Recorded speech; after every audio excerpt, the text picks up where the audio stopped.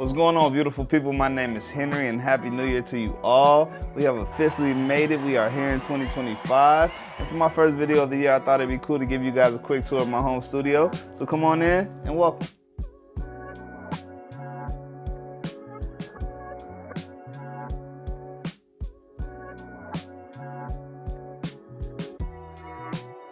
Alright, so I was thinking we could kick things off with the synthesizers. First with my Moog Sub37.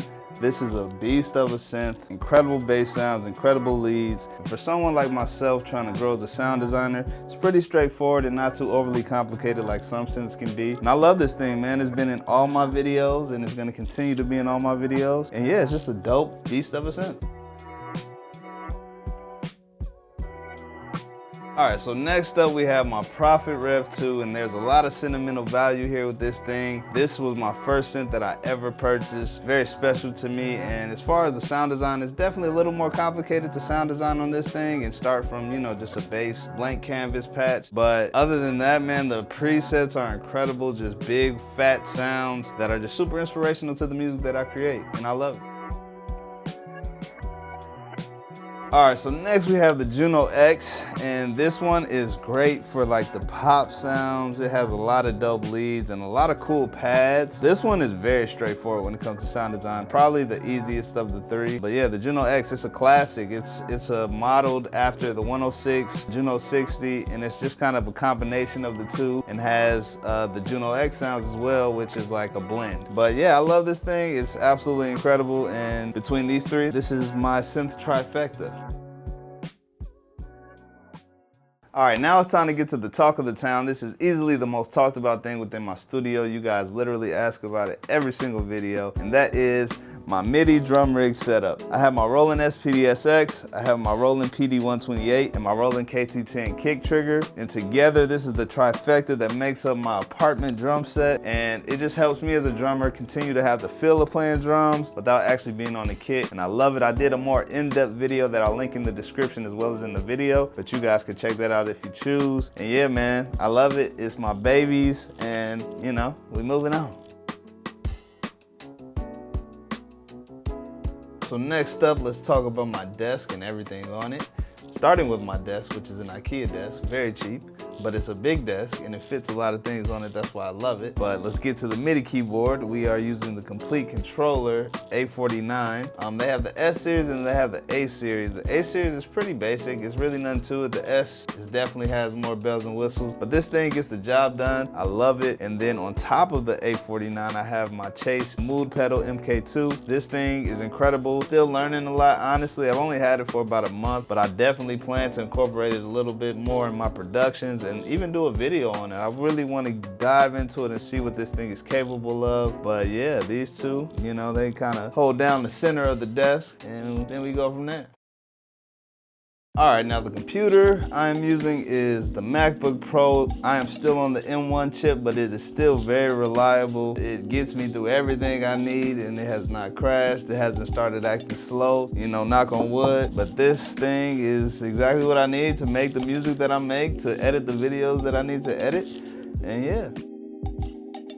All right, now for my main interface, we have the Apollo Twin X, and you know, the Apollo, it's super famous with so many different producers and engineers and in so many studios. Just Apollo and Universal Audio as a company. And I couple that with the PreSonus Studio 1824C. This one is where I have all my synths running through, but it's pretty basic, you know, ain't nothing too crazy. Like, I don't have tens of thousands of dollars worth of interfaces, just my Apollo and my PreSonus, and it does what I need to do. One day though, you know, I'm gonna be in that $100,000 studio. I probably don't even need all that, but you know, you see it on Epic $100,000 studio tour, maybe next year in 2026. But this year, this is what you get, and you know, bedroom producer at its finest. But we gonna make hits in here, believe it. And in front of me, we have the TV. This is not another monitor, even though I have used it as a monitor in the past, but I just turn it on as background. I maybe have some sports on, basketball, football, or Harry Potter. I'm a crazy Harry Potter fan, so can't forget to mention the pick holder. You know, you see it, Harry Potter all day. But yeah, you know, that is pretty much this area when I'm just sitting, either making music or chilling. You know, this is what I'm doing.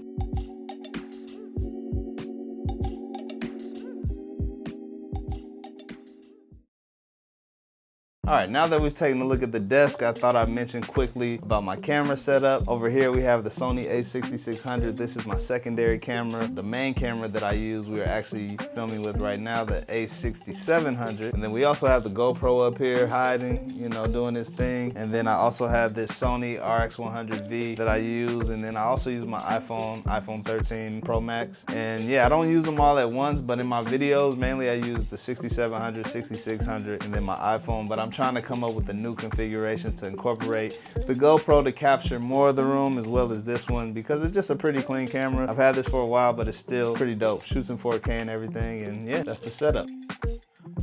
And for those of you wondering about this KRKs back here, I don't really use them. This room isn't treated very well whatsoever and doesn't sound the greatest. So I kind of use those whenever I'm in YouTube mode or just listen to some music chilling. But when I actually am ready to mix and do that, I use headphones for the most part. I have the Slate VSXs, another emulation. As you can see, I'm a fan of the Slate digital stuff, but these are really great. They emulate different rooms, different studios, from AirPods to cars to just, you know, $100,000 studios. These are really great and really give you a good sound of like what your music would sound like in a state-of-the-art studio.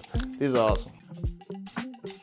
All right, so I wanted to show you guys my mics as well. First, we have the Shure SM7B, and this mic is a classic. So many people know it, so many people use it. This is the Michael Jackson mic, as some people say, but it's just a great mic, you know, especially for people who record in places that aren't as treated like a bedroom. But I honestly don't use it as much for vocal stuff as I do for like percussion, maybe some scratch stuff, more so on that type of vibe rather than my main vocal mic. But for my main vocal mic, the Slate VM1, this joint right here, it is an emulation mic, as so many know, but for the price, you get a bunch of mics in one. The emulation is pretty accurate and it just gives you a lot of different options, and it's a very versatile mic for the price especially. You get a lot of bang for your buck. But yeah, these are the main two mics I use, and sometimes I'll pick this up, you know, while I'm writing or maybe get some ideas out, but this is the go-to. This is the main for when I'm ready to get those record-ready vocals.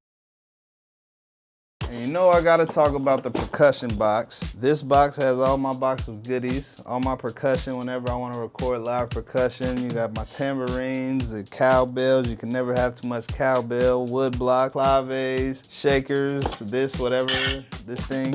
And yeah, man, it's just, whenever I wanna record some percussion, I go into my box and, you know, we make it happen. Can't forget the bongos either, you know? All right, so next up we have my P bass. It is an American Fender. I love this thing. It has flat wounds, and yeah, it's just a nice sound, has a great tone. And yeah, I pick it up anytime I want to slap at the bass.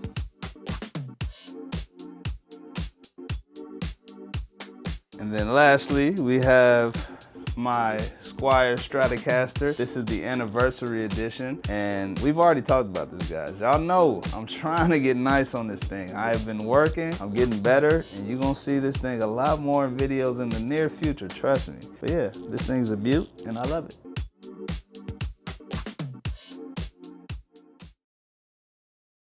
All right, so y'all know I couldn't leave this room without y'all seeing my artwork. I know y'all been wondering, where did I get these masterpieces from? Well, there's a store I like to call Ross, Dress for Less.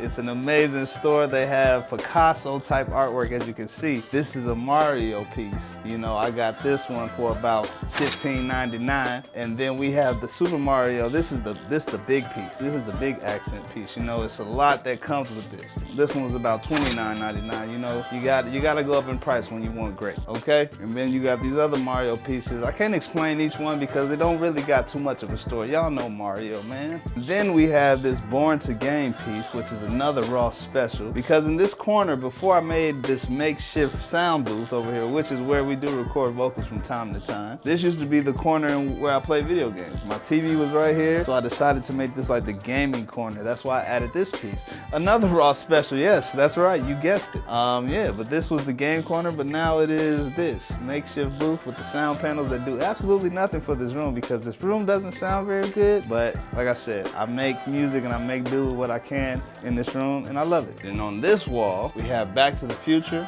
We got Zelda, you know, a couple of classics. And everybody always asks me, man, Big Sean's Dark Sky Paradise, what did you do on that album? And I did absolutely nothing. But I have played drums for Big Sean for almost 12 years now, and that's my bro, that's my homie, man. So, you know, when this album came out back in 2015, he sent me a plaque just out of love and just showing me love as a member of the team, and, you know, it's history ever since.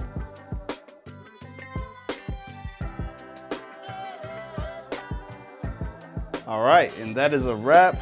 That is my studio here at home. It's nice, it's quaint, it's comfortable for me and what I do, and I hope you guys really enjoyed that. I hope you guys got something out of it. 2025, I'm super excited for what is in store. I have a lot of great ideas that I hope to bring to the channel, as well as giving you guys more insight into my artist journey with my music, where I'm singing, where I'm rapping, where I'm doing a bunch of different things. I hope you guys tune in for that as well. And yeah, man, I'm super excited, and thank you guys again for being here and checking out the content and all the support last year. We ended the year strong, but we just getting started, and I'll see y'all on the next one.